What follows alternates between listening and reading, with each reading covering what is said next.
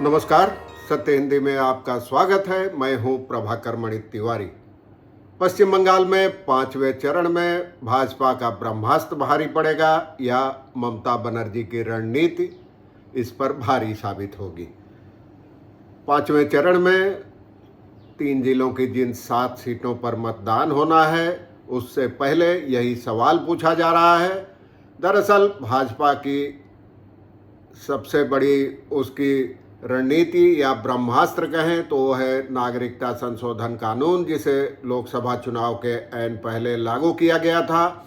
और उत्तर 24 परगना जिले में बनगांव और आसपास के जो मथुआ बहुल इलाके हैं, इस कानून के भरोसे भाजपा वहां अपनी सीटों की गिनती बढ़ाना चाहती है। लेकिन दूसरी ओर ममता बनर्जी लगातार इसके खिलाफ मुखर हैं। उनका कहना है कि इस कानून के बाद ही एनआरसी आएगा और यहाँ के लोगों को नागरिकता छीनकर खदेड़ दिया जाएगा।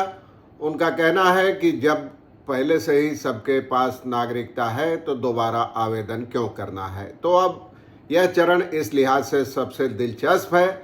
और आपको बता दूं कि 3 जिलों की 7 सीटें हैं, जिनमें उत्तर 24 परगना की बनगांव और बैरकपुर सीट है, हावड़ा जिले की हावड़ा और उलूबेड़िया सीट है, और इसके बाद हुगली जिले की 3 सीटें हैं, हुगली, आरामबाग और श्रीरामपुर। वर्ष 2019 में इसमें से 4 सीट तृणमूल कांग्रेस ने जीती थी और 3 भाजपा ने। तो भाजपा नागरिकता संशोधन कानून के ब्रह्मास्त्र के सहारे जहां अपने सीटों की गिनती बढ़ाने के लिए प्रयास कर रही है, बढ़ाने का प्रयास कर रही है, वहीं ममता बनर्जी इस अंतर को बढ़ाने का प्रयास कर रही है, यानी 4 से और ज़्यादा सीटें जीतकर भाजपा की सीटें कम करने का प्रयास कर रही है। दोनों ने अपनी पूरी ताकत झोंक दी है, दोनों की साख दांव पर है क्योंकि अंतर बहुत कम है। तो आज चर्चा करूंगा इसी चरण में 7 सीटों की, क्या है मुद्दे, कौन है दावेदार। सबसे पहले हुगली जिले के आरामबाग की बात करूं सीट की, तो राज्य की राजनीति में इसका खास महत्व है और यह अनुसूचित जाति के लिए आरक्षित सीट है।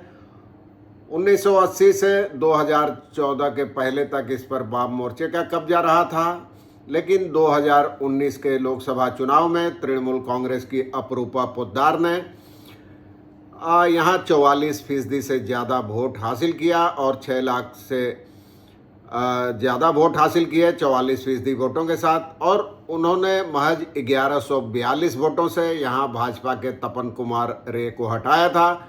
इस लिहाज से भाजपा ने इस सीट पर अपनी ताकत झोंकी है क्योंकि पिछली बार हार जीत का अंतर बहुत कम था। अब बात करें, यहाँ इस बार टीएमसी ने मिताली बाग को मैदान में उतारा है और बीजेपी ने अनूप कांति डिगर को, जबकि सीपीएम की ओर से विप्लव कुमार मोइत्रा भी मैदान में है कांग्रेस के समर्थन से। अब बात करें बनगांव सीट की, तो यहाँ बीजेपी के शांतनु ठाकुर पिछली बार जीते थे। इस बार उनके खिलाफ तृणमूल कांग्रेस ने विश्वजीत दास को मैदान में उतारा है और यह संसदीय सीट परिसीमन के बाद 2009 में बनी थी और अनुसूचित जाति के लिए आरक्षित है। यहाँ मथुआ वोटर ही निर्णायक हैं। 2009 से यह सीट तृणमूल कांग्रेस जीतती रही है, लेकिन 2019 में भाजपा के शांतनु ठाकुर ने तृणमूल कांग्रेस उम्मीदवार ममता ठाकुर को हराकर यह सीट जीती थी। दिलचस्प है कि दोनों एक ही परिवार के हैं और दोनों मथुआ समुदाय से हैं।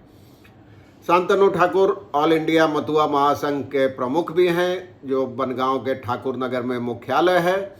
इससे मथुआ वोटरों पर उनकी अच्छी खासी पकड़ है। आप जानते हैं 1947 के बाद बांग्लादेश, तत्कालीन पूर्वी पाकिस्तान से यह लोग आए थे और आकर यहाँ बसे थे। इन लोगों के लिए नागरिकता संशोधन कानून अब एक प्रमुख मुद्दा है और भाजपा के समक्ष अब यह बड़ी चुनौती है कि इस कानून के जरिए वह इस सीट और आसपास की एक आध सीटों पर कब्जा बरकरार रख पाती है या नहीं, यह देखना दिलचस्प होगा। यह तो 4 जून को ही पता चलेगा कि यहाँ भारत नागरिकता संशोधन कानून का कितना असर हुआ। मथुआ भी 2 समुदायों में बटे हैं, एक समुदाय भाजपा के साथ है, एक तृणमूल कांग्रेस के साथ। और पिछली जनगणना के मुताबिक यहाँ 21.7% अनुसूचित जाति के लोग रहते हैं और यहाँ 73.46% हिंदू हैं और 25.82% मुसलमान। इसी जिले की बैरकपुर सीट पर अर्जुन सिंह दोबारा भाजपा के टिकट पर मैदान में हैं। वो पिछली बार भी यह सीट जीते थे लेकिन और उसके बाद तृणमूल कांग्रेस में आ गए थे, लेकिन इस बार जब टिकट नहीं मिला तो फिर भाजपा में लौट गए और भाजपा ने उनको फौरन इस सीट पर टिकट दे दिया। तो उनको पहले उनका कहना था कि तृणमूल कांग्रेस ने उनको टिकट देने का भरोसा दिया था लेकिन नहीं मिला, तो उन्होंने चौथी बार पाला बदल लिया। यहाँ उनके खिलाफ तृणमूल कांग्रेस ने पार्थ भौमिक को मैदान में उतारा है, जबकि सीपीएम की ओर से देवदूत घोष मैदान में हैं। अब बात करें हुगली पार कोलकाता से सटे हावड़ा संसदीय सीट की, तो यह पारंपरिक रूप से तृणमूल कांग्रेस की मजबूत सीट रही है और यहाँ हिंदी भाषी वोटर हैं, आप कह सकते हैं गैर बंगाली वोटर हैं, जिनमें बिहार, उत्तर प्रदेश और राजस्थान के लाखों लोग रहते हैं और एक तरह से वही निर्णायक हैं। इस बार इस सीट के लिए 19 उम्मीदवार मैदान में हैं। इनमें प्रसून बनर्जी तृणमूल कांग्रेस के हैं, रंतिदेव सेनगुप्ता भाजपा के हैं। इसके अलावा तमाम दलों के निर्दलीय उम्मीदवार यहां भरे हैं। हुगली जिले की हुगली संसदीय सीट पर पिछली बार भाजपा की लॉकेट चटर्जी जीती थी। इस बार तृणमूल कांग्रेस ने वहां एक अभिनेत्री रचना बनर्जी को मैदान में उतारा है। सीपीएम की ओर से मनदीप घोष मैदान में है और वाम मोर्चे की सहयोगी एसयूसीआई यहां अलग चुनाव लड़ रही है। यहां दोनों अभिनेत्रियों में मुकाबला है। आप जानते हैं लॉकेट चटर्जी भी अभिनेत्री हैं और तृणमूल कांग्रेस की रचना बनर्जी भी। हालांकि रचना बनर्जी पहली बार चुनावी राजनीति में उतरी हैं। उनका एक बहुत लोकप्रिय टीवी शो है दीदी नंबर 1 और इसी के सहारे उनका पूरा प्रचार चला है और ममता बनर्जी ने उनकी इस लोकप्रियता का फायदा उठाने के लिए ही लॉकेट चटर्जी के खिलाफ उनको मैदान में उतारा है।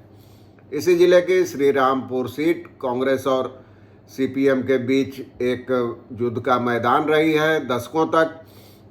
1998 और 99 में तस्वीर बदली थी और तब यहाँ तृणमूल कांग्रेस के अकबर अली खोंदकर जीते थे, लेकिन 2004 में सीपीएम ने यह सीट तृणमूल कांग्रेस से दोबारा छीन ली। लेकिन 2009 से तृणमूल कांग्रेस के प्रमुख नेता कल्याण बनर्जी यहाँ से जीतते रहे हैं, जीत की हैट्रिक लगा चुके हैं। इस बार उनको भाजपा के कबीर शंकर बोस और सीपीएम के युवा नेता दीपशिता धर, सीपीएम की महिला युवा नेता दीपशिता धर से कड़ी चुनौती मिल रही है। 2024 के लोकसभा चुनाव में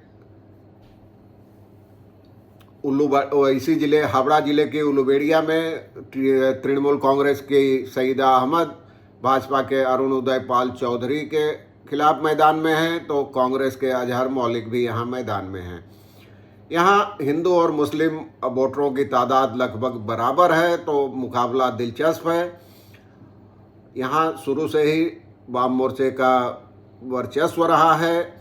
हन्नान मौला सीपीएम नेता यहां 8 बार सीट जीत चुके हैं, लेकिन 2019 में तृणमूल कांग्रेस के नेता सुल्तान अहमद ने यह सीट सीपीएम से छीन ली थी।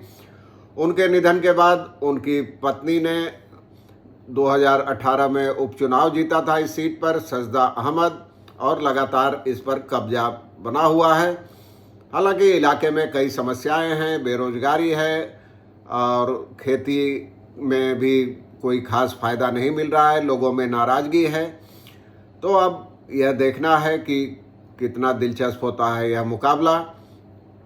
इसके साथ आपको यह भी बता दूं कि हुगली संसदीय सीट के तहत ही वह सिंगुर इलाका है, जहां टाटा ने अपनी लखटकिया कार परियोजना लगाई थी, लेकिन ममता बनर्जी और उनकी पार्टी के कड़े आंदोलन के कारण बड़े पैमाने पर जो जमीन अधिग्रहण विरोधी आंदोलन किया था, 2008 में बोरिया बिस्तर समेट लिया था। सबसे सिंगुर जस का तस है। अब वहां के लोग रोजगार मांग रहे हैं और भाजपा की उम्मीदवार लॉकेट चटर्जी का कहना है कि लोकसभा चुनाव के बाद राज्य सरकार गिर जाएगी और यहाँ बीजेपी सरकार गठन करेगी, तो उसका पहला काम होगा टाटा समूह को यहाँ संयंत्र लगाने का न्योता देना।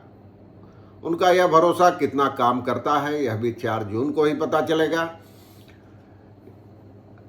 सिंगूर वाला मामला अभी बहस विवाद चल ही रहा है इतने वर्षों बाद भी, उद्योग बनाम खेती का। सीपीएम भी यहाँ मैदान में है। इसी इलाके में चुचुड़ा इलाका भी है जो हिंदुस्तान मोटर का प्लांट रहा है, उसी इलाके में, वह भी बंद हो चुका है। ममता बनर्जी भी काफ़ी मेहनत कर रही हैं और हुगली जिले के पांडुआ से विधानसभा चुनाव में रत्ना दे जीती थी, वो भी काम कर रही हैं। लेकिन तृणमूल कांग्रेस ने इस बार रचना बनर्जी को मैदान में उतारा, उनके अभिनेत्री के तौर पर उनकी लोकप्रियता को भुनाने के लिए। लॉकेट चटर्जी अपने प्रचार में लगातार भ्रष्टाचार का वो मुद्दा बना रही हैं और उनका कहना है कि केंद्र में तीसरी बार नरेंद्र मोदी की सरकार आने के बाद केंद्र सरकार यहाँ नई परियोजनाओं पर ध्यान देगी जिससे नए रोजगार पैदा होंगे। जबकि सीपीएम के मनोदीप घोष इन दोनों पार्टियों को आड़े हाथों लेते रहे हैं अपने चुनाव अभियान के दौरान। उनका कहना है कि भाजपा और तृणमूल कांग्रेस लोगों की उम्मीदों पर खरे नहीं उतर सके हैं, तो इस बार लोग सीपीएम पर ही भरोसा जताएंगे। दावे सबके अलग अलग हैं। 7 में से 4 सीटें तृणमूल की, 3 भाजपा की। देखना यह है कि कौन कितनी सीटें बढ़ा पाता है या बचा पाता है। दूसरी ओर सीपीएम भी कांग्रेस के साथ हाथ मिलाकर मैदान में उतरी है। उसे उम्मीद है कि लोग अब तीसरे विकल्प को ही चुनेंगे। आज के लिए बस इतना ही। धन्यवाद, नमस्कार।